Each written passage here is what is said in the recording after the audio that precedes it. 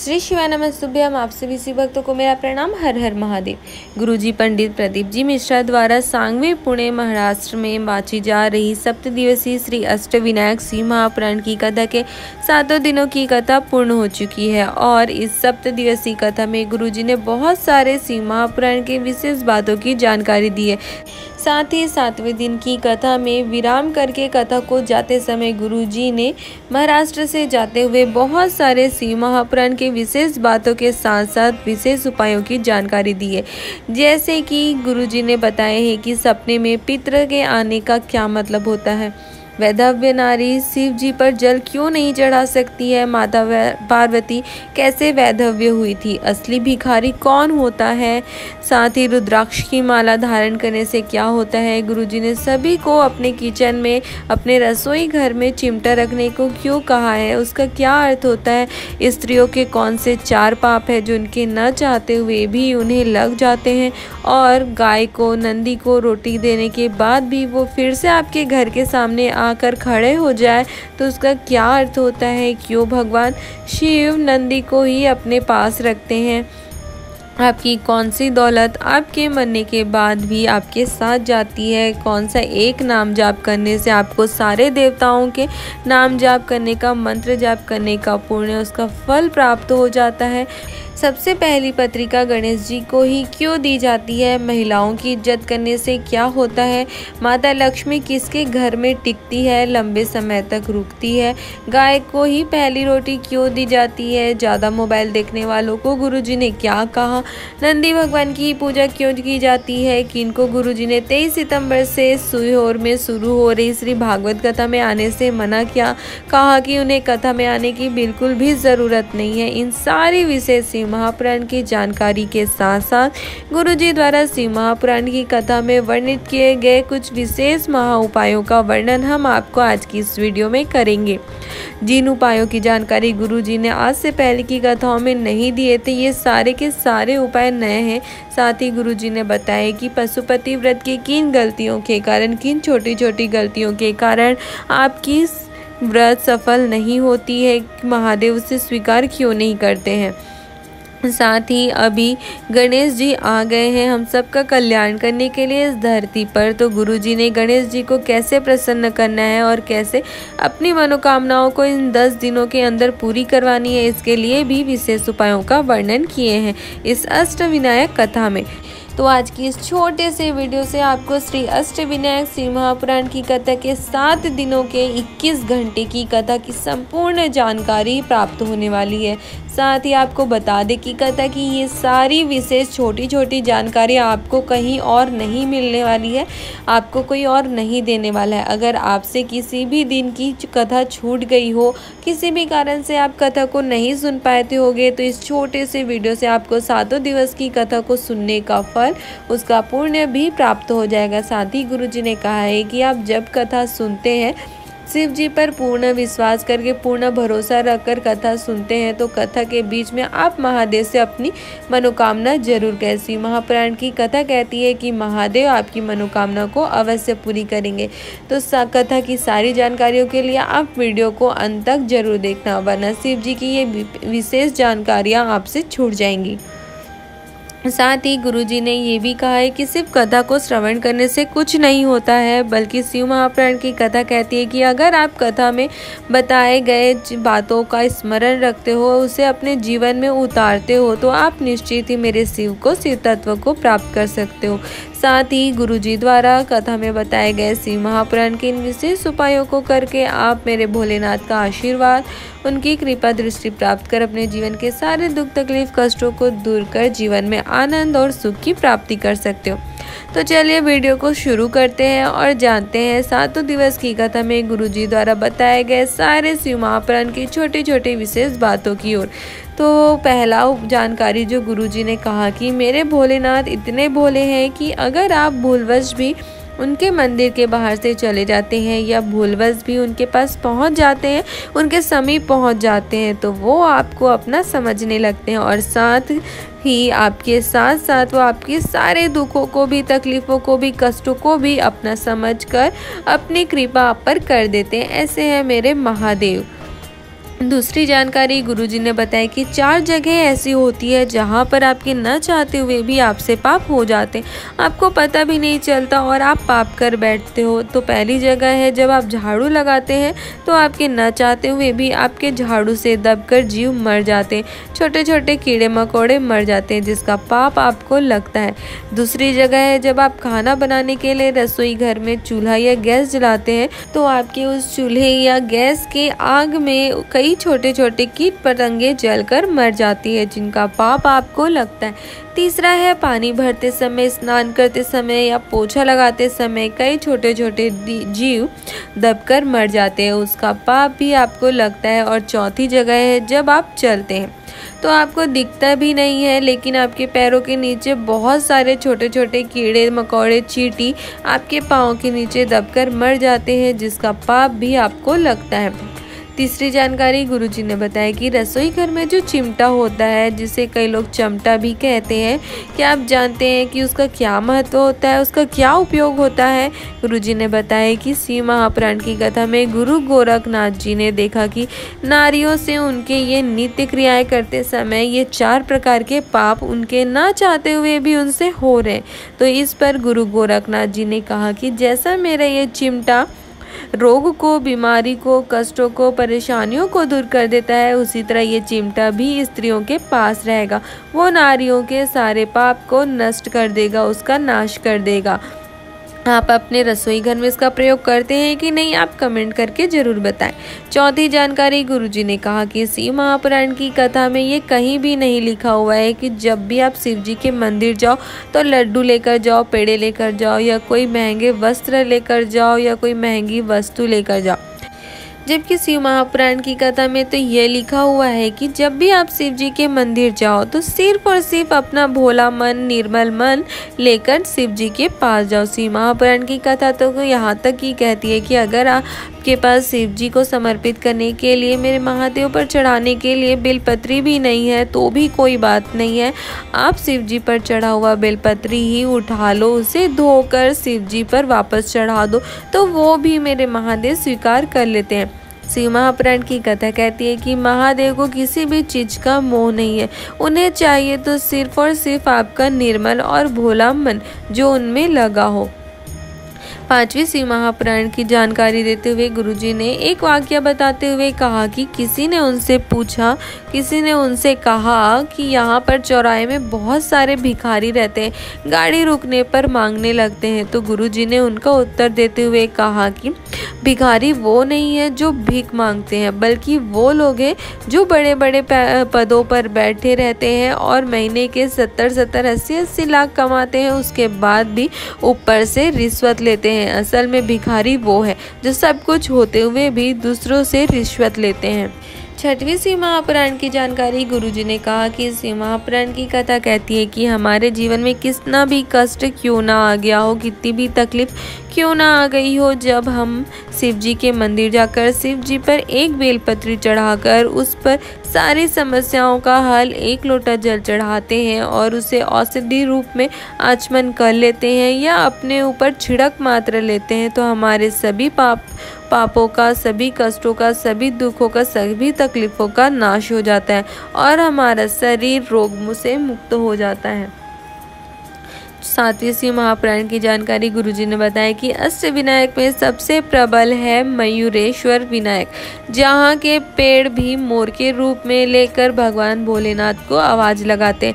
मयूरेश्वर विनायक अष्टविनायक में प्रथम विनायक है। गुरुजी ने कहा कि कई लोग कहते हैं कि मयूरेश्वर विनायक मंदिर में भोलेनाथ नहीं है। गुरुजी ने बताया कि मयूरेश्वर विनायक मंदिर के बाहर जो नंदी बैठा हुआ है वही भोलेनाथ के रूप में वहाँ विराजमान है। पूरे भारत में आप कहीं भी किसी भी गणेश जी के मंदिर जाएंगे, वहाँ आप देखे होंगे कि आपको नंदी देखने को नहीं मिलते हैं, लेकिन मयूरेश्वर विनायक मंदिर एक ऐसा मंदिर है जहाँ पर आपको नंदी मेरे भोलेनाथ के, शिव जी के प्रतिबिंब के रूप में आपको बैठे मिलेंगे। 8वीं शिव महापुराण की जानकारी गुरुजी ने बताया कि शिव महापुराण की कथा कहती है कि शिव जी पर जल समर्पित करने वाले व्यक्ति के 3 दोष, काल सर्प दोष, पित्त दोष और वास्तु दोष अपने आप ही समाप्त हो जाते हैं, मात्र एक कलश जल शिव जी पर समर्पित करते ही। 9वीं सीमा अपहरण की जानकारी गुरुजी ने कहा कि आप देखे होंगे कि जब भी आप गाय को या बैल को जब आप रोटी उन्हें देते हो तो वो बाहर आपके दरवाजे पर बार बार आकर खड़े हो जाते हैं। ऐसा देखकर आप भी सोचते होंगे कि अभी तो मैंने रोटी दी थी, फिर ये वापस आके क्यों मेरे घर के दरवाजे पर खड़े हो रहा है। तो गुरुजी ने बताया कि शिव महापुराण की कथा कहती है कि वो गाय या नंदी वापस आपके दरवाजे पर आकर खड़े होकर आपके ऊपर जो कष्ट आने वाली होती है, आपके ऊपर जो तकलीफ आने वाली होती है, आपके ऊपर जो परेशानी आने वाली होती है, वो उसे रोकने के लिए वहाँ पर आपके दरवाजे पर आकर खड़े हो जाते हैं। 10वीं शिव महापुराण की जानकारी गुरुजी ने कहा कि जब भी आप शिव जी के मंदिर एक लोटा जल लेकर जाते हो, शिव जी को जल समर्पित करने के लिए आप अपना हाथ उनकी ओर बढ़ाते हो तो वो आपके हाथों को देखकर जान जाते हैं कि आपको क्या तकलीफ है, क्या कष्ट है, और आपके बिना कुछ कहे ही वो आपके सारे दुखों को, तकलीफों को, कष्टों को दूर कर देते हैं। ऐसे हैं मेरे महादेव, हर हर महादेव। 11वीं शिव महापुराण की जानकारी गुरुजी ने कहा कि ये आपका जो धन है, दौलत है, वैभव है, सत्ता है, ये कुछ भी आपके साथ नहीं जाता है, सब यहाँ का ही धरा का धरा रह जाता है। अगर कोई चीज़ आपके साथ जाती है तो वो है आपकी भक्ति, आपके अच्छे कर्म। इसलिए शिव महापुराण की कथा कहती है कि आपको अपना संपूर्ण जीवन धन दौलत कमाने में नहीं लगाना चाहिए, बल्कि आपको धन कमाने के साथ साथ भगवान की भक्ति में, नाम जाप, मंत्र जाप में भी आपको अपना समय देना चाहिए, उसमें भी अपना मन लगाना चाहिए। 12वीं शिव महापुराण की जानकारी गुरुजी ने कहा कि दूसरों की बुराई वही व्यक्ति करता है जिसके पास फ्री का टाइम होता है, जिसके पास बहुत सारा खाली समय होता है, वही व्यक्ति अपना समय दूसरों की बुराई करने में निकालता है। गुरुजी ने कहा कि शिव महापुराण की कथा कहती है कि अपने आपको मेरे महादेव के नाम में, मेरे महादेव की भक्ति में, मेरे महादेव के भजन में, कीर्तन में, मंत्र जाप में इतना व्यस्त कर लेना चाहिए कि आपके पास दूसरों की बुराई करने का समय ही ना हो, उनके बारे में सोचने का समय ही ना हो। आपको स्मरण रहे तो सिर्फ और सिर्फ मेरे महादेव। 13वीं शिव महापुराण की जानकारी गुरुजी ने कहा कि शिव महापुराण की कथा कहती है कि जिस प्रकार बच्चे जब बीमार पड़ जाते हैं या दुख में होते हैं, दर्द में होते हैं या डर जाते हैं तो वो अपने माता पिता को पुकारते हैं, वैसे ही गुरुजी ने कहा कि आप भी मेरे महादेव को पुकारना सीखो, मेरे महादेव से अपनी बात कहना सीखो। जिस प्रकार बच्चे की एक आवाज़ सुनकर माता पिता दौड़ते चले आते हैं, उसी प्रकार मेरे महादेव को भी एक बार आप अपने हृदय से याद कर लेते हो तो मेरे महादेव भी आपके पास दौड़े चले आते हैं और आपके सारे दुख तकलीफ कष्टों को दूर करते हैं। आवश्यकता है तो मात्र मेरे बाबा को हृदय से पुकारने की। 14वीं जानकारी गुरुजी ने कहा कि दादा दादी और माता पिता में एक बहुत बड़ा अंतर होता है कि माता पिता हमेशा बच्चों को पढ़ाई करने को कहते हैं, पढ़ाई में मन लगाने को कहते हैं, लेकिन वहीं दादा दादी बच्चों को उनके माता पिता की बात मानने को कहते हैं, उनके पाँव छूने को कहते हैं, उनका आदर करने को कहते हैं। आगे गुरुजी ने कहा कि माता पिता अपने बच्चों को अच्छी शिक्षा प्रदान करते हैं, लेकिन वहीं दादा दादी अपने बच्चों को अच्छे संस्कार प्रदान करते हैं। 15वीं शिव महापुराण की जानकारी गुरुजी ने बताया कि अष्ट विनायकों में दूसरे नंबर के विनायक है सिद्धि विनायक और पहले नंबर के विनायक है मयूरेश्वर विनायक।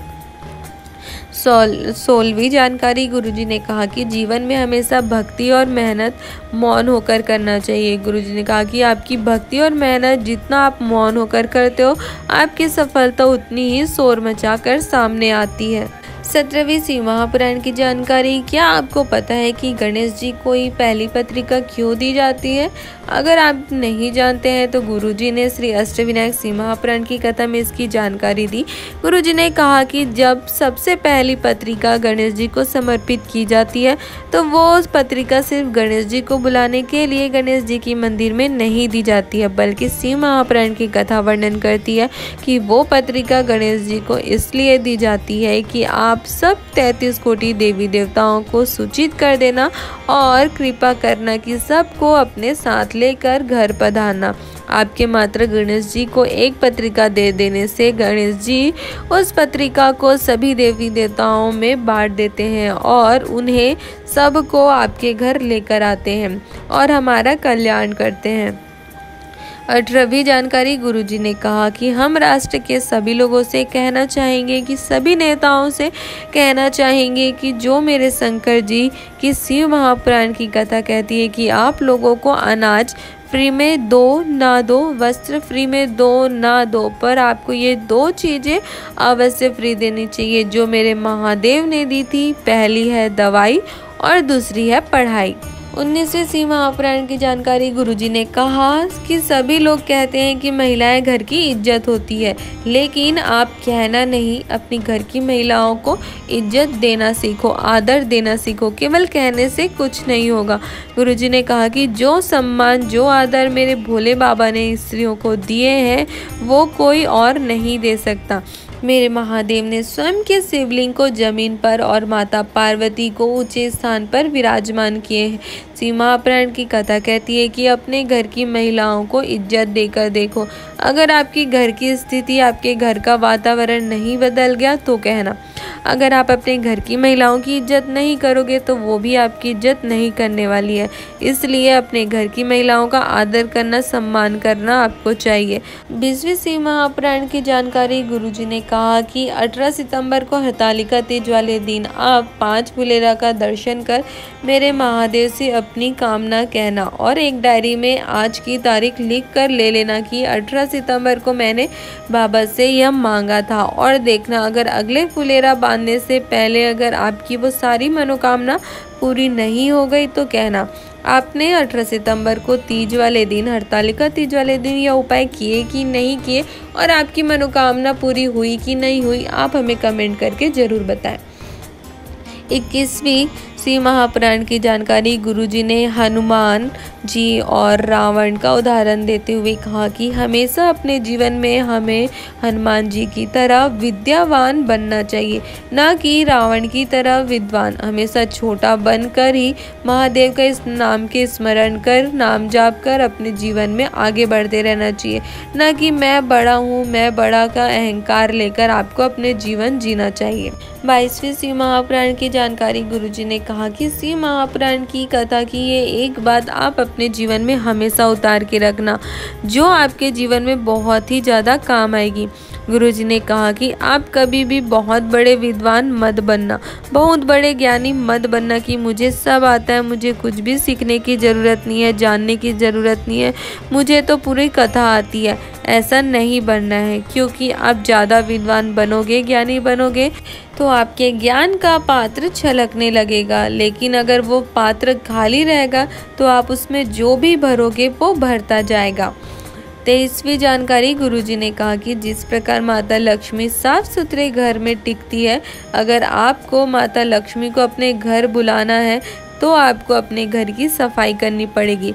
उसी प्रकार मेरे महादेव भी उसी व्यक्ति के हृदय में वास करते हैं जिसका मन, जिसका हृदय साफ होता है। इसलिए आपको अपने घर की तरह अपने मन की सफाई भी मेरे महादेव के नाम का स्मरण कर, नाम जाप कर, मंत्र जाप कर, राम नाम, कृष्ण नाम लेकर करते रहना चाहिए, ताकि आपके मन में अहंकार ना आ पाए, अभिमान ना आ पाए, अभिमत्ता ना आ पाए और आपका मन साफ बना रहे और महादेव आपके मन में विराजमान रहे।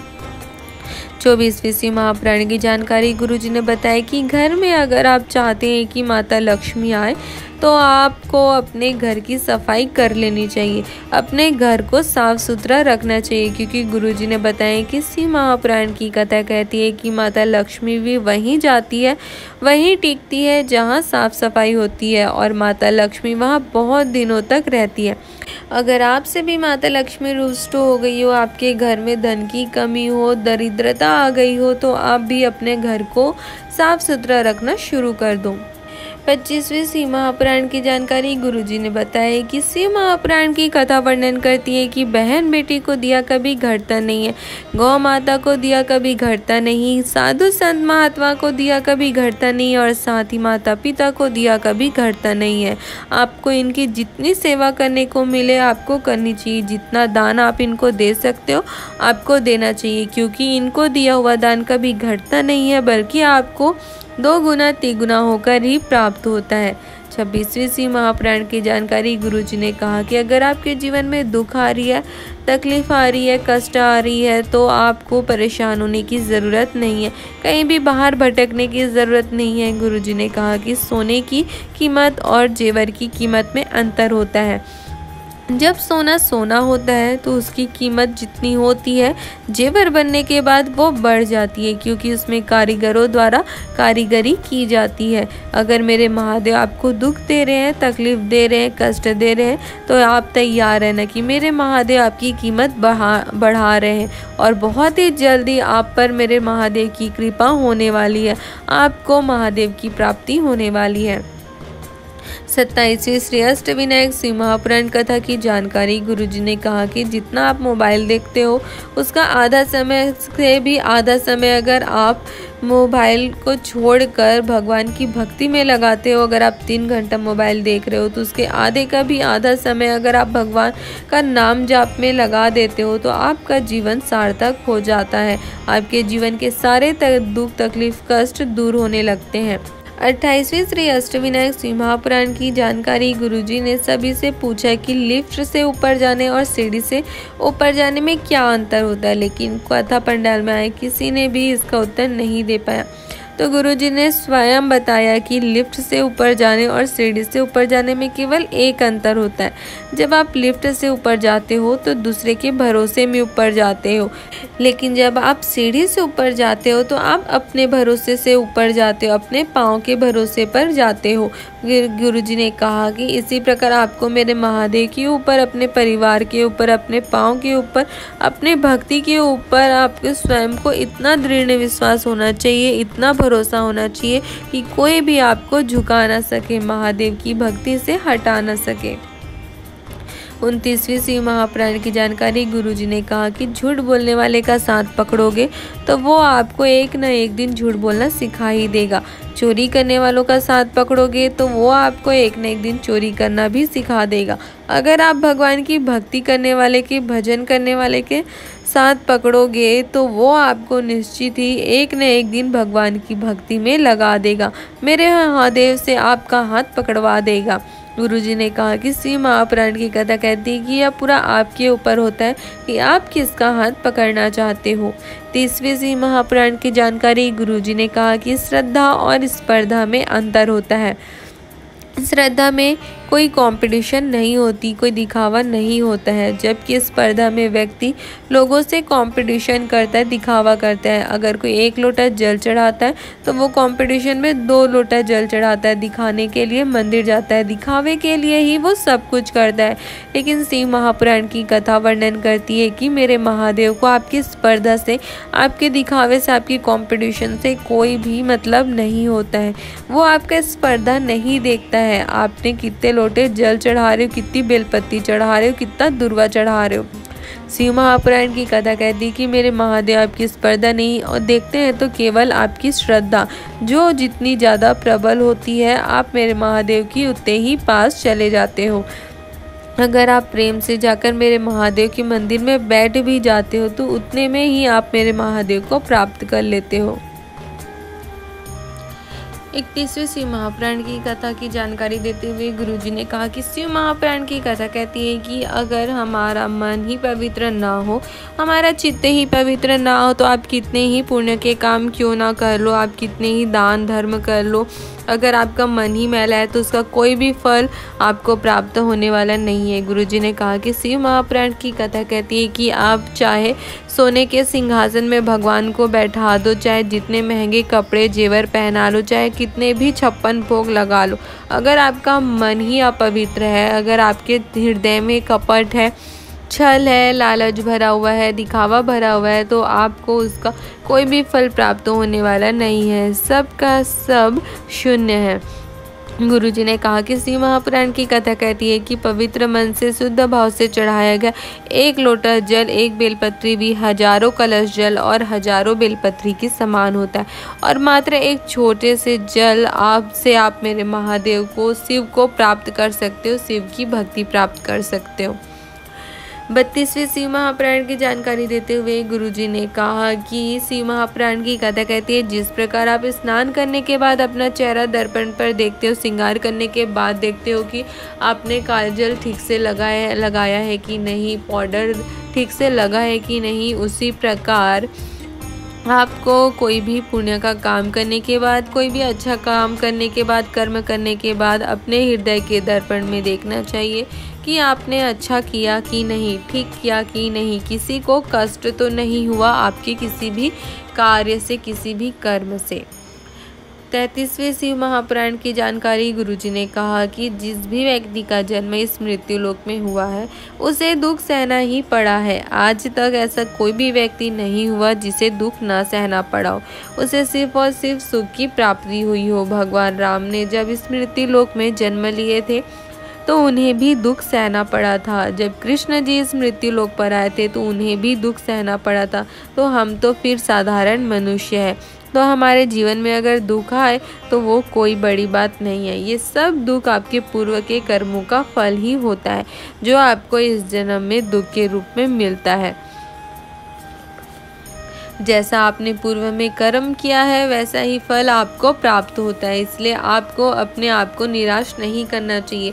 मेरे महादेव के, राम के, कृष्ण के, माता रानी के भक्ति में लग जाना चाहिए, क्योंकि अगर आपके पिछले कर्मों के फल को कम कर, उसका नाश कर, अगर कोई आपको आपके भाग्य के अलावा कुछ दे सकता है तो वो है केवल मेरे देवाधिदेव महादेव।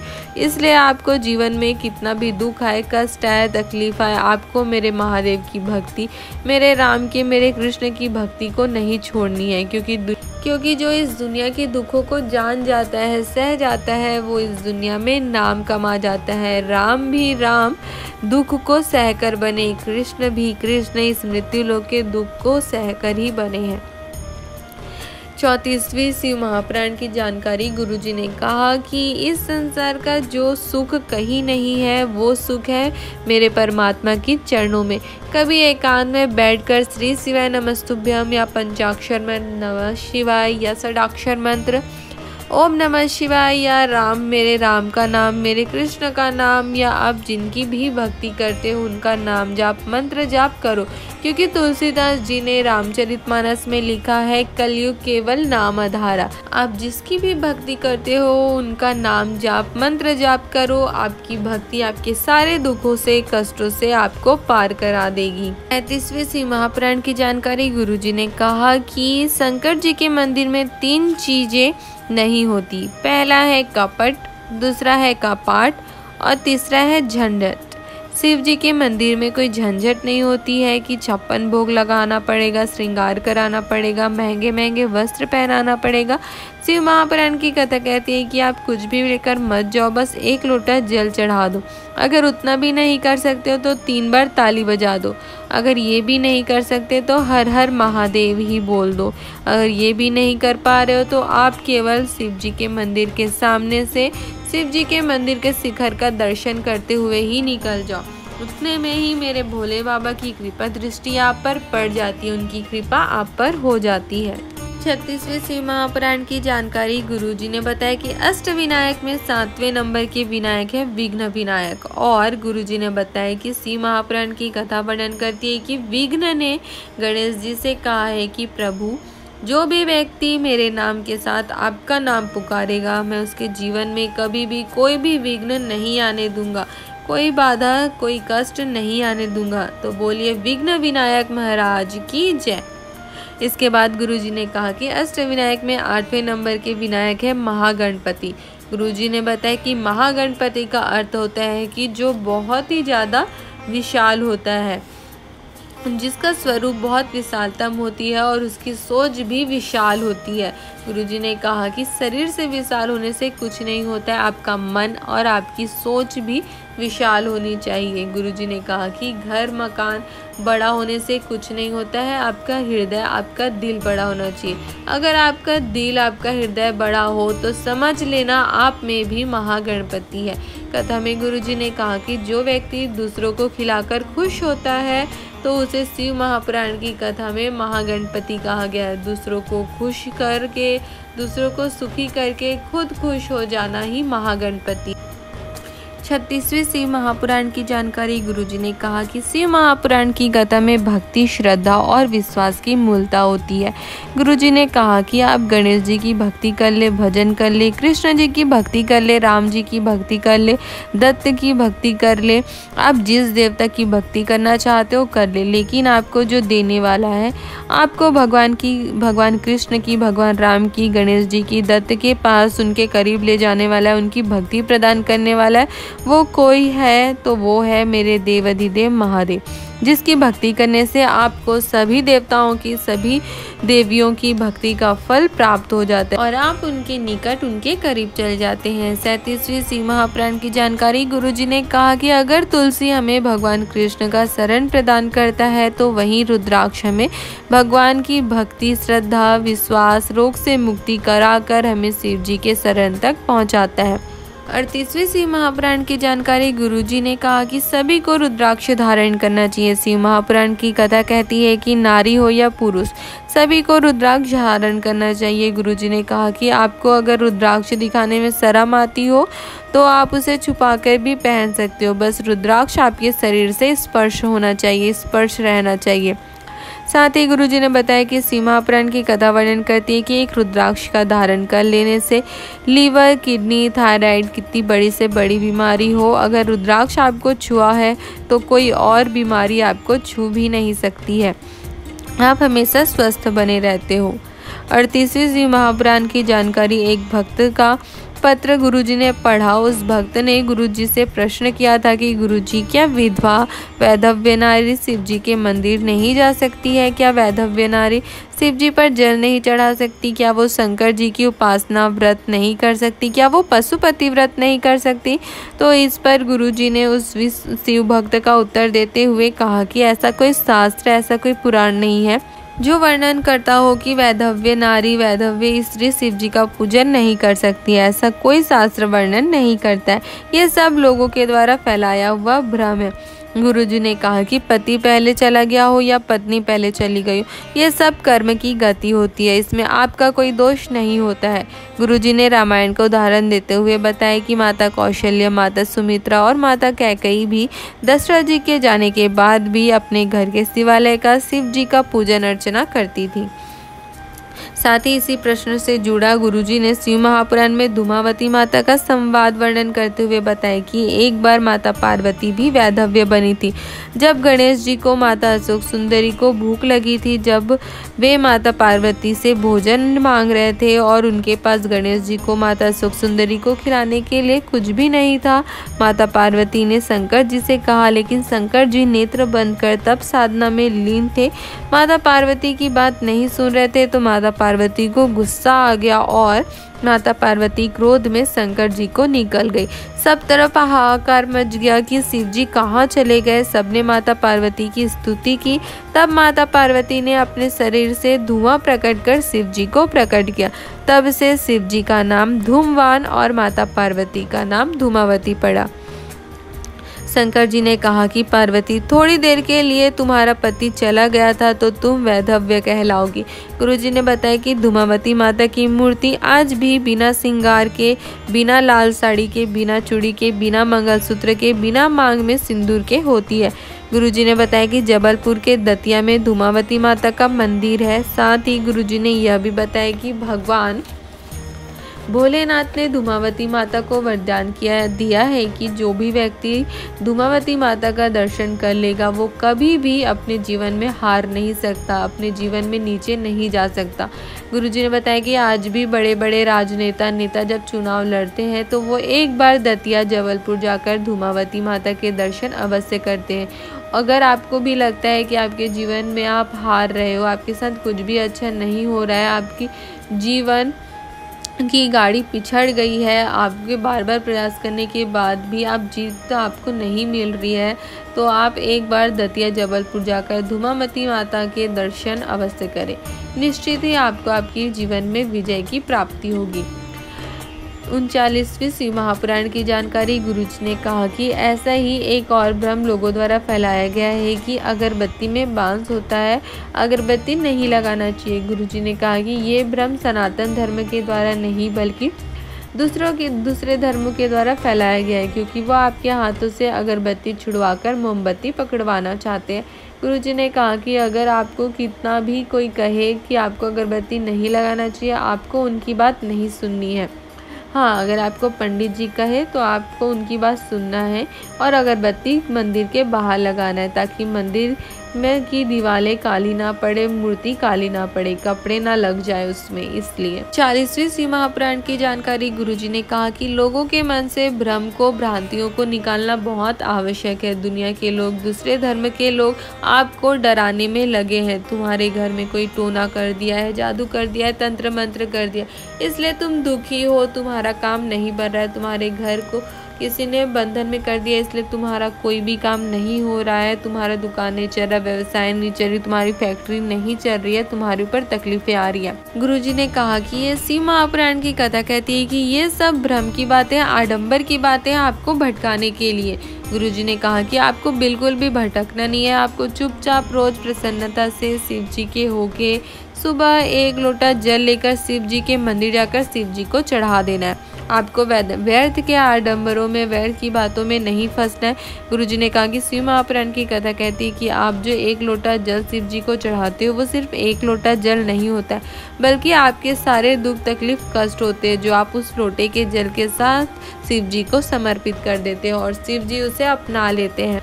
41वीं शिव महापुराण की जानकारी गुरुजी ने बताया कि किसी ने उनसे प्रश्न पूछा था कि बेलपत्री के पेड़ से बेलपत्री तोड़कर खा लेने से और शिव जी को बेलपत्री समर्पित करके खाने में कोई अंतर होता है क्या? तो गुरुजी ने कहा कि आप घर में पंचामृत बनाकर खाना और कृष्ण जी को समर्पित करने के बाद उस पंचामृत को खाकर देखना, आपको अंतर स्वयं समझ आ जाएगा। साथ ही गुरुजी ने एक और उदाहरण दिया और कहा कि आप भंडारे की मोटी मोटी पूरी, आलू की सब्जी, कद्दू की सब्जी खाना और वही पूरी की सब्जी घर में बनाकर खाना, आपको अंतर समझ आ जाएगा। कोई घर में कद्दू की सब्जी नहीं खाता है, लेकिन भंडारे में वही कद्दू की सब्जी इतनी टेस्टी होती है कि उसे लोग दोबारा लेकर खाते हैं। गुरुजी ने कहा कि बेलपत्री के पेड़ से बेलपत्री तोड़कर खाने और शिव जी को बेलपत्री समर्पित करके खाने में बहुत अंतर होता है। जब आप शिव जी पर बेलपत्री समर्पित करते हैं तो उस बेलपत्री पर शिव जी की कृपा, शिव जी की आशीर्वाद प्राप्त हो जाती है और वो बेलपत्री नहीं रह जाती है और औषधि बन जाती है।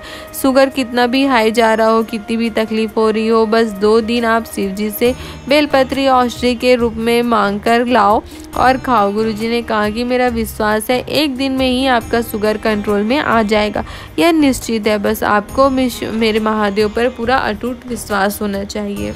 42वीं शिव महापुराण की जानकारी गुरुजी ने कहा कि जो असली गुरु होते हैं, आप उनके पास गए हो तो आपकी नज़र उनसे मिलते ही गुरु जान जाते हैं कि वो आपको क्या तकलीफ है, क्या कष्ट है। गुरुजी ने कहा कि गुरु के नेत्र नाव की तरह होते हैं, जिनसे नेत्र मिलते ही आपके सारे दुख, तकलीफ, कष्टों को पार लगा देते हैं। कथा में आगे गुरुजी ने कहा कि विधाता का काम है आपका भाग्य लिखना, मेरे भोलेनाथ का काम है आपके भाग्य को बदलना और शंकर जी तक पहुंचाने का कार्य सिर्फ सद्गुरु ही कर सकता है। आपको शिव जी से जोड़ देता है, आपको शिव में लगा देता है। आपको आगे गुरुजी ने बताया कि एक आप शिव में लग जाते हो, शिव के हो जाते हो, तो शिव महापुराण की कथा कहती है कि आपके दुख में आपसे ज़्यादा दुखी मेरे महादेव होते हैं। आप बाहर भटकते हैं, आपका काम नहीं होता है, आप दूसरों से कहते हैं, आपको कोई तकलीफ होती है तो आपसे ज़्यादा कष्ट, पीड़ा मेरे महादेव को होती है। 43वीं शिव महापुराण की जानकारी गुरुजी ने कहा कि मेरे महादेव की भक्ति करने वाले, भगवान शंकर की आराधना करने वाले, मेरे भोलेनाथ के भजन में डूबने वाले, कीर्तन में डूबने वाले को सुंदर दिखने के लिए किसी भी क्रीम पाउडर की ज़रूरत नहीं पड़ती है। मेरे भोलेनाथ के तेज की चमक अपने आप इतनी होती है कि बिना क्रीम पाउडर ही वो चमकने लगता है। बिना क्रीम पाउडर के भी उससे सुंदर कोई नहीं दिख सकता। तो ये थी इन 7 दिनों की कथा में गुरुजी द्वारा बताए गए सारे शिव महापुराण के विशेष छोटी छोटी बड़ी बड़ी सभी बातों की जानकारी। अब हम जानते हैं गुरुजी द्वारा कथा में बताए गए सारे उपायों की जानकारी जो गुरुजी ने बताए हैं। तो चलिए बढ़ते हैं पहले उपाय की ओर। तो गुरुजी ने कहा कि शिव महापुराण की कथा कहती है कि अगर आपके शरीर में कोई बीमारी हो गई हो, रोग हो गई हो, या आपके जीवन में कष्ट आ रही हो, तकलीफ आ रही हो, या कहीं आपका पैसा अटक गया हो, तो आपको इन सारी समस्याओं के लिए ये उपाय करना है। इस उपाय को करने के लिए आपको मात्र 1 लोटा जल और 5 बेलपत्री और मात्र 1 सफेद फूल शिव जी पर समर्पित करना है। तो चलिए जानते हैं कि ये उपाय आपको करना कैसे है। तो गुरुजी ने कहा कि अगर कोई रोग हो गया हो, कोई बीमारी बार बार आपको घेर ले रही है, या जीवन में बहुत ज्यादा तकलीफ कष्ट आ गई है, या फिर कहीं पैसा रुपया अटक गया हो, निकल ही नहीं रहा हो, किसी व्यक्ति को उससे कोई काम करवाना चाहते हो और वो हो ही नहीं रहा हो, कोई फाइल आगे नहीं बढ़ी है, कोई काम अटक रहा है, तो इन सभी समस्याओं के लिए आपको यह एक उपाय करना है। इस उपाय को करने के लिए शिव महापुराण की कथा वर्णन करती है कि एक जल के पात्र में जल भरकर 5 बेलपत्री और 1 सफेद पुष्प लेकर आपको शिव जी के मंदिर जाना है। मंदिर पहुंचने के बाद 5 बेलपत्री को शिव जी को समर्पित कर देना है। उसके बाद आपको कुंदकेश्वर महादेव का नाम लेकर सफेद पुष्प को शिव जी के ऊपर समर्पित की गई बेलपत्री के ऊपर आपको चढ़ा देना है। फिर आप जो 1 कलश जल लेकर गए हो, उस जल को भी अपनी उस कामना को कहकर मेरे भोलेनाथ से अपना निवेदन करके आपको मेरे महादेव से जो भी मांगना है उसे कह के देना, और उसके बाद कुंदकेश्वर महादेव का नाम लेकर जल को धीरे धीरे शिव जी को समर्पित कर देना है। बस इतना ही आपको करना है। मात्र 5 बेलपत्री, 1 लोटा जल और 1 सफेद पुष्प की सारी समस्याओं को दूर कर देगा और आपको मेरे महादेव की कृपा दृष्टि, मेरे महादेव का आशीर्वाद प्राप्त हो जाएगी। दूसरा उपाय गुरुजी ने कहा कि कोई भी पुराण आपके 7 पीढ़ी को तार देती है, लेकिन शिव महापुराण की कथा आपके 71 पीढ़ी को तार देती है। अगर आप इसका सबूत देखना चाहते हो तो उज्जैन के रेणुमुक्तेश्वर मंदिर में जाकर देखना, वहाँ पत्थरों में लिखा हुआ है। और शिव महापुराण की कथा विद्वेश्वर संहिता कहती है, वर्णन करती है कि शिव महापुराण की कथा आपके 7 नहीं, 21 नहीं, बल्कि पूरे 71 पीढ़ी को तार देती है।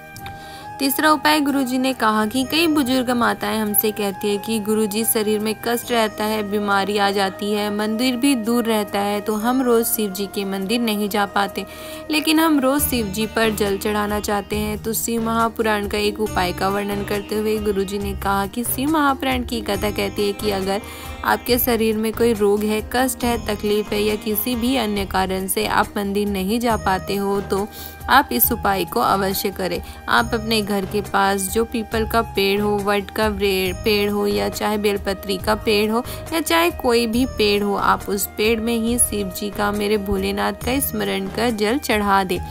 बस आपको स्मरण रखना है कि जब आप पीपल के पेड़ के नीचे जल समर्पित करें तो आपको पिपलेश्वर महादेव का स्मरण करना है। जब आप वट के वृक्ष के नीचे जल चढ़ाए तो वटकेश्वर महादेव का स्मरण करना है।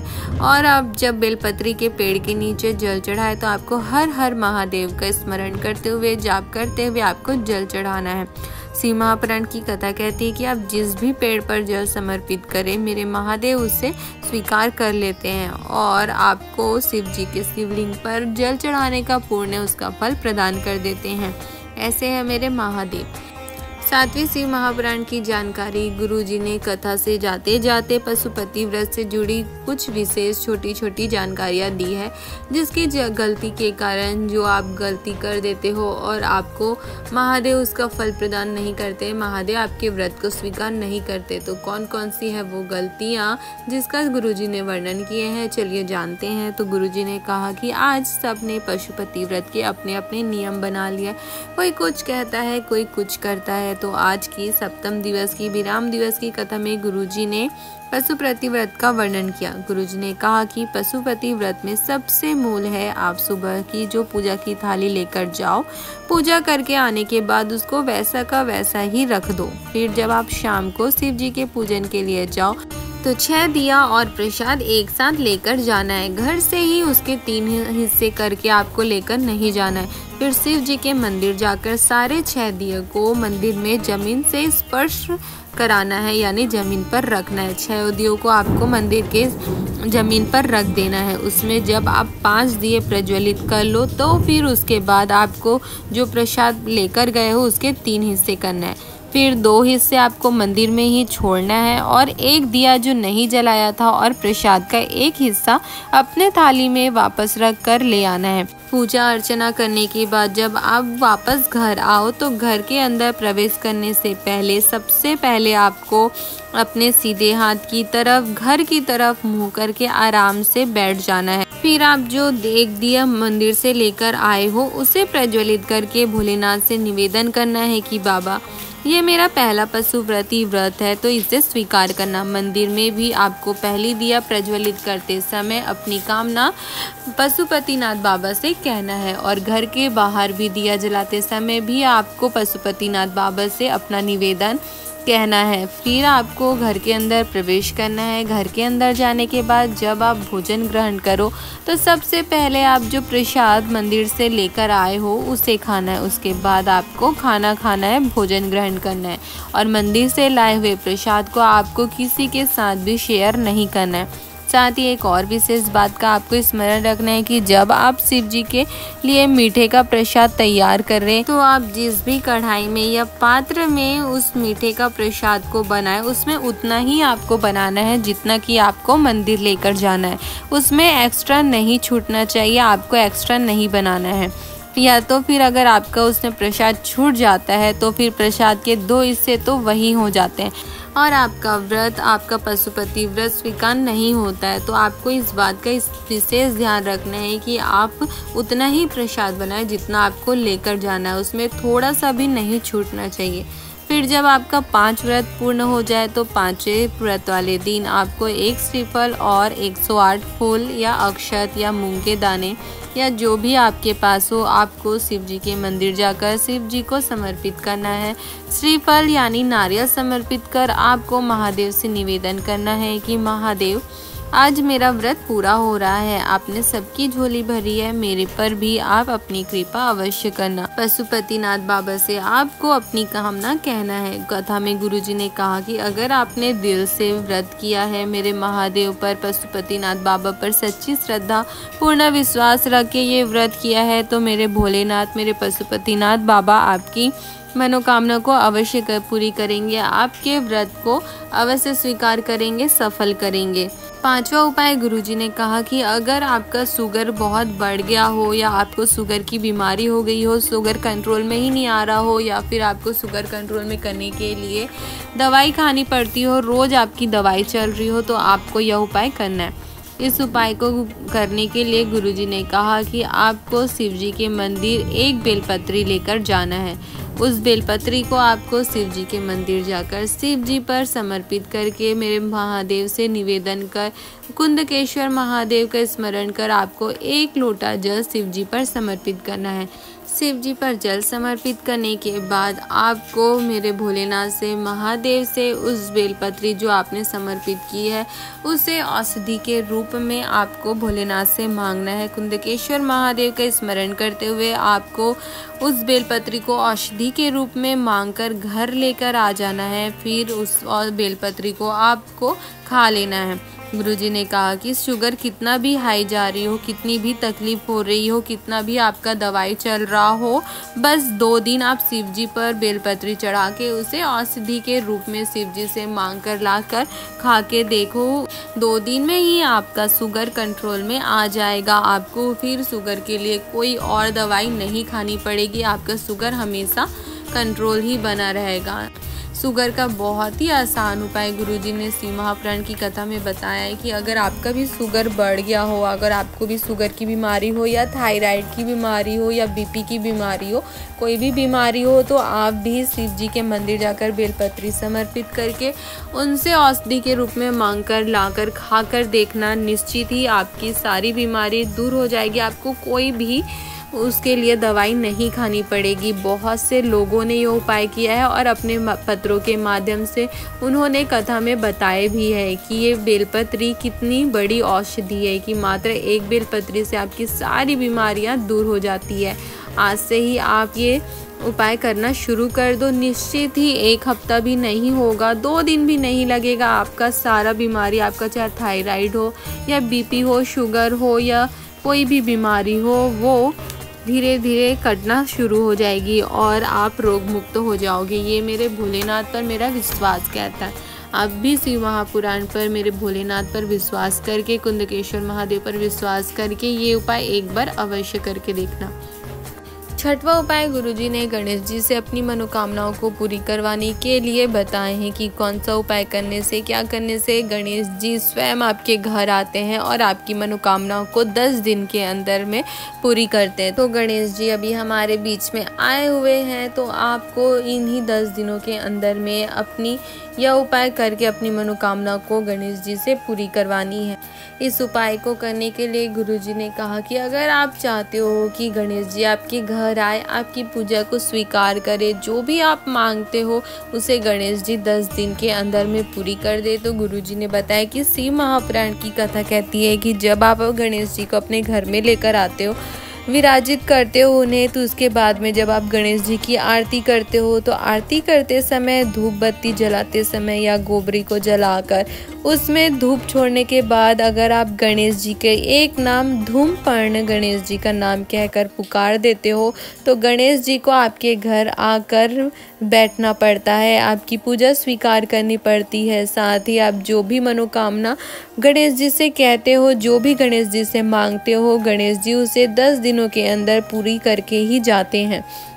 तो ये मनोकामना पूर्ति के लिए, गणेश जी से अपनी बात कहने के लिए, अपनी मनोकामना मनवाने के लिए गुरुजी ने शिव महापुराण के एक विशेष उपाय धूमपर्ण गणेश जी वाले उपाय का वर्णन किए हैं।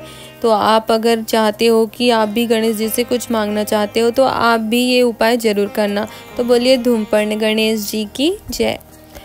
साथ ही शिव महापुराण का उपाय बताते हुए गुरुजी ने कहा कि अगर आपके घर में धन संपदा की कमी हो गई हो, माता रिद्धि सिद्धि आपके घर नहीं आ रही हो, तो उसके लिए गुरुजी ने इस गणेश पुराण में वर्णित 9 शमी पत्र और एक घी का दीपक वाला उपाय गुरुजी ने वर्णन किए हैं।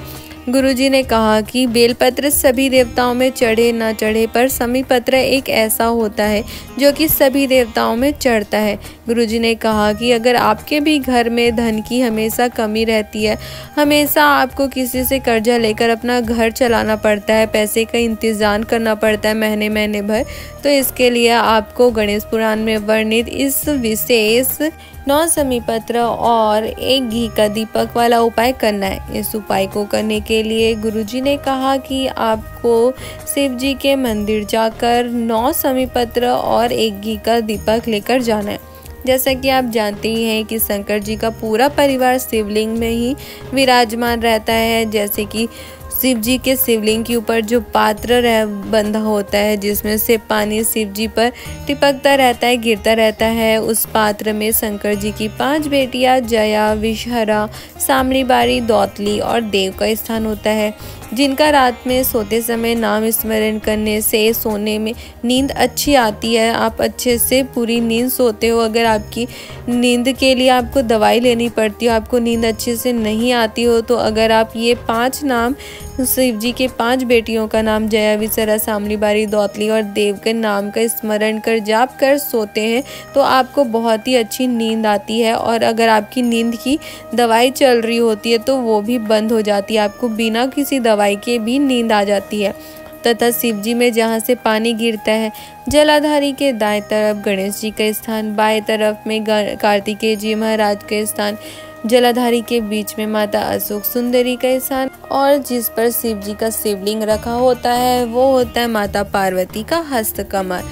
तो गुरुजी ने कहा कि शिव महापुराण की कथा में गणेश जी का चरित्र वर्णन करता है। गणेश पुराण वर्णन करता है कि जिसके भी घर में धन संपदा की कमी हो रही हो, जिसके घर में बीमारी बार बार आ रही हो, जीवन में धन की बहुत ज़्यादा कमी हो गई हो, कष्ट हो रहा हो, तकलीफ हो रही हो, दुख आपका पीछा नहीं छोड़ा हो, तो आपको यह उपाय करना है। इस उपाय को करने के लिए आपको जो आप 9 शमी पत्र लेकर गए हैं, उसमें से 5 शमी पत्र को शिव जी के शिवलिंग में गणेश जी के स्थान पर समर्पित करना है।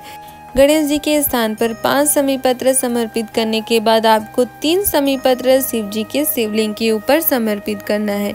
फिर आपको एक समी पत्र आपको शिव जी के मंदिर की चौखट पर बाएं तरफ, जब आप मंदिर से बाहर निकलो तो शिव जी के मंदिर के बाएं तरफ चौखट में आपको एक समी पत्र समर्पित करना है और आपको वहीं पास ही चौखट के बाएं तरफ ही जहां पर आपने समी पत्र रखा है वहीं पर ही आपको एक घी का दीपक गणेश जी के मयूर ध्वज, मोर ध्वज, गणेश जी का नाम लेकर आपको दीपक प्रज्वलित करना है। मोर ध्वज, मयूर ध्वज, गणेश जी अष्ट विनायक में पहले नंबर के विनायक है जो आपकी सारी मनोकामनाओं को पूरी करते हैं। मोर ध्वज का नाम लेते ही, मोर ध्वज, मयूर ध्वज, गणेश जी का नाम लेते ही आपके जीवन से धन की जितनी भी समस्या होती है, जो भी समस्या होती है, कर्जा बढ़ गया हो या आपका धन कोई लौटा नहीं रहा हो या आपको पैसे की तंगी हो गई हो, तो सारी समस्या दूर हो जाती है। गुरुजी ने कहा कि शिव महापुराण की कथा कहती है कि केवल गणेश चतुर्थी से लेकर अनंत चतुर्दशी तक गणेश पुराण वर्णन करती है कि आप यह समी पत्र समर्पित कर एक घी का दिया मोर ध्वज, मयूर ध्वज, गणेश जी के नाम लेकर प्रज्वलित करते हैं तो आपके घर से रिद्धि सिद्धि कभी नहीं जाती है। आपके घर में वैभव प्रतिष्ठा हमेशा बनी रहती है। आप एक बार इस उपाय को अवश्य करके देखना। अगले साल गणेश चतुर्थी से पहले अगर आपके घर में धन का भंडार भर नहीं गया तो कहना। अनंत चतुर्दशी से पहले ही आपको यह उपाय करना है, तो आप आज या कल कभी भी ये उपाय कर सकते हो। कथा में आगे गुरुजी ने 8वां शिव महापुराण का उपाय बताया कि अगर आपके घर में माता लक्ष्मी आ नहीं रही हो, आपके घर से माता लक्ष्मी रुष्ट हो गई हो, रिद्धि सिद्धि आ नहीं रही हो, तो इसका क्या कारण है और आपको क्या करना चाहिए। गुरुजी ने कहा कि अगर आप चाहते हो कि माता लक्ष्मी आपके घर आए, रुके, तो इसके लिए आपको कुछ नहीं करना है, मात्र आपको अपने घर की साफ सफाई कर लेनी चाहिए, अपने घर को साफ सुथरा रखना चाहिए। क्योंकि गुरुजी ने बताया कि शिव महापुराण की कथा कहती है कि माता लक्ष्मी भी वहीं जाती है, वहीं टिकती है जहाँ साफ सफाई होती है और माता लक्ष्मी वहाँ बहुत दिनों तक रहती है। अगर आपसे भी माता लक्ष्मी रुष्ट हो गई है, आपके घर में धन की कमी हो गई हो, दरिद्रता आ गई हो, तो आप भी अपने घर को साफ सुथरा रखना शुरू कर दो। माता लक्ष्मी स्वयं आपके घर आएगी, आपके घर पधारेगी और आपकी सारी समस्याओं को दूर कर देगी, आपके घर में धन का भंडार भर देगी। तो चलिए जानते हैं 9वें शिव पुराण की उपाय की ओर, जो गुरुजी ने श्री अष्टविनायक शिव महापुराण की कथा के 5वें दिन की कथा में बताए थे। गुरुजी ने कहा कि अगर आपके सारे काम बिगड़ रहे हो, अगर आपको अपने पितर का स्वप्न बार बार आता हो, आपके पितृ देवता आपके सपने में बार बार आ रहे हो, आप कोई करने जा रहे हो और कोई काम करने जा रहे हो और वो बिगड़ जाता है, बनते बनते रुक जाता है या बात के लिए टल जाता है, आप किसी भी कार्य में जाते हो तो वो बिगड़ ही जाता है, सब अच्छा होते हुए भी सब खराब हो जाता है, बिगड़ जाता है, तो इसके लिए आपको अगर लगता है कि आपको पितृ दोष लगा है तो यह उपाय आपको करना है।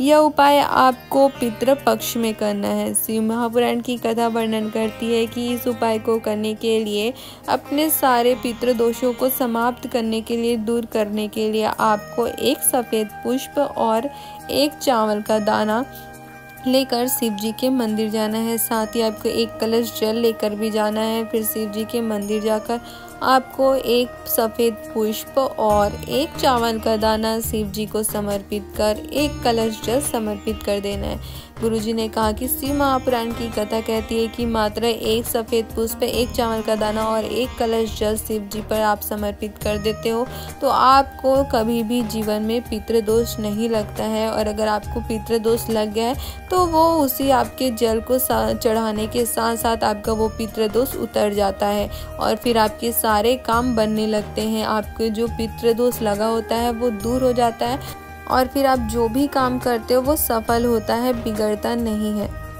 तो ये थी सांगवी, पुणे, महाराष्ट्र में हुई श्री अष्टविनायक शिव महापुराण की कथा के 7 दिनों की संपूर्ण जानकारी, सारी शिव महापुराण की विशेष बातों की जानकारी जो गुरुजी ने कथा में 7 दिनों में बताए और साथ ही सारे उपायों की जानकारी जो गुरुजी ने बताए थे। तो ये सारी जानकारी आपको आज की इस वीडियो से मिल गई। तो अब चलिए जानते हैं कि गुरुजी ने आगे की कथा के बारे में क्या बताया। गुरुजी ने बताया कि अब इसके बाद 1 हफ्ता कथा टीवी पर, फेसबुक पर नहीं आएगी, ना ही आपको यूट्यूब पर कथा का आस्वादन करने मिलेगा।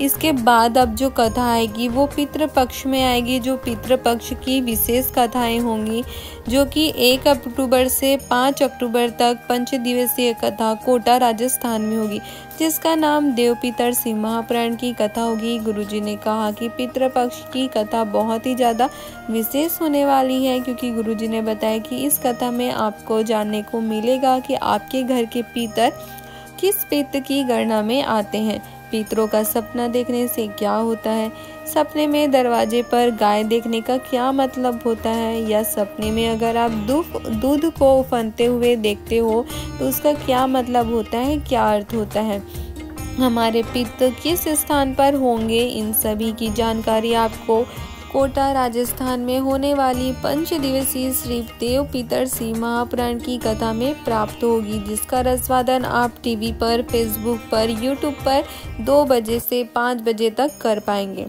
तो ये थी पितृपक्ष की पहली कथा, जो कि 5 दिवसीय होगी। अब इसके बाद की दूसरी कथा जो पितृपक्ष में आएगी वो होगी 7 दिवसीय कथा, जो कि होगी देवभूमि कोड़िया छत्तीसगढ़ में, जो होगी 7 अक्टूबर से 13 अक्टूबर तक, जिसका नाम गौ पितर सिंह महापुराण की कथा होगी। गुरुजी ने सभी से निवेदन किया है कि जब आप इस पितृपक्ष की विशेष कथाओं को सुने, चाहे वो आप कथा पंडाल में बैठ के सुने, या घर पर बैठकर सुने, या टीवी फेसबुक के सामने सुने, या किसी पर भी सुने, जब भी आप कथा सुने तो अपने हाथों पर चावल लेकर पूरे कथा का रसवादन आपको करना है, और फिर कथा समाप्त होने के बाद आपको उस चावल को अपने छत पर चिड़िया में, पक्षी में डाल देना है। गुरुजी ने कहा कि हो सके तो आप अपने पितरों का फोटो लेकर भी कथा सुन सकते हैं।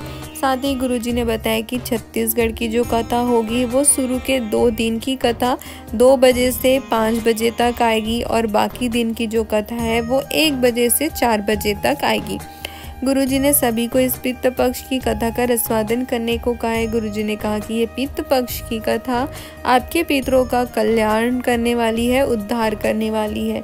आगे गुरुजी ने बताया कि 21 को कथा की समाप्ति के बाद 23 सितंबर से कथा सीहोर के अग्रवाल धर्मशाला में होगी। गुरुजी ने बताया कि ये हमारी गादी की कथा है, जो वर्षों से चले आ रही है, जब से हम कथा करना शुरू किए हैं, और वो गादी की कथा में सीहोर में 2 बजे से 5 बजे तक होगी। गुरुजी ने कहा कि वहाँ का स्थान बहुत छोटा है और हम अपने गादी की कथा का स्थान नहीं बदलते हैं, इसलिए अग्रवाल धर्मशाला में ही होगी, और स्थान छोटी होने के कारण आप लोगों को वहाँ पर आने की कोई भी ज़रूरत नहीं है।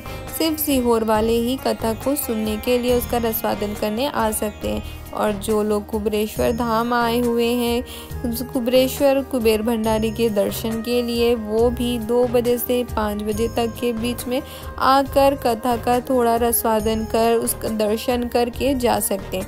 बाकी और किसी को भी आने की ज़रूरत नहीं है, क्योंकि वो स्थान बहुत छोटा है। साथ ही गुरुजी ने बताया कि सावन मास में जो कथा स्थल पर विटलेश सेवा समिति की तरफ से भंडारा की व्यवस्था की जा रही थी, जो अभी फिलहाल में बंद हो गई थी, इस 16 दिन के श्राद्ध की कथा में विटलेश सेवा समिति फिर से भंडारे का इंतजाम करेगी, और कथा में आए सभी शिव भक्त भंडारे का आनंद ले सकते हैं, और इस भंडारे का समय दोपहर 2 बजे से शाम के 6 बजे तक होगा। इतनी जानकारी देकर गुरुजी ने 7 दिवस के 7वें दिवस की कथा का विराम किया। तो ये थी सारी विशेष बातों और सारी उपायों की जानकारी। अगर आपको हमारे द्वारा दी गई गुरुजी के 7 दिवस की कथा की ये जानकारी अच्छी लगी हो तो आप हमारे वीडियो को लाइक कर सकते हो, और अपने परिवार वालों के साथ या अन्य शिव भक्तों के साथ इसे शेयर भी कर सकते हो, ताकि उन्हें भी कथा की सारी जानकारी, श्री अष्टविनायक सिंह महापुराण की कथा के 7 दिवस की विशेष जानकारी, विशेष उपायों की जानकारी, विशेष बातों की जानकारी प्राप्त हो सके, और वो भी इन्हें अपने जीवन में उतार के इसका स्मरण रख इन उपायों को करके भगवान भोलेनाथ का आशीर्वाद उनकी कृपा दृष्टि प्राप्त कर, उनको प्राप्त कर अपने जीवन के सारे दुख तकलीफ कष्टों को दूर कर जीवन में आनंद और सुख की प्राप्ति कर सके। हर हर महादेव।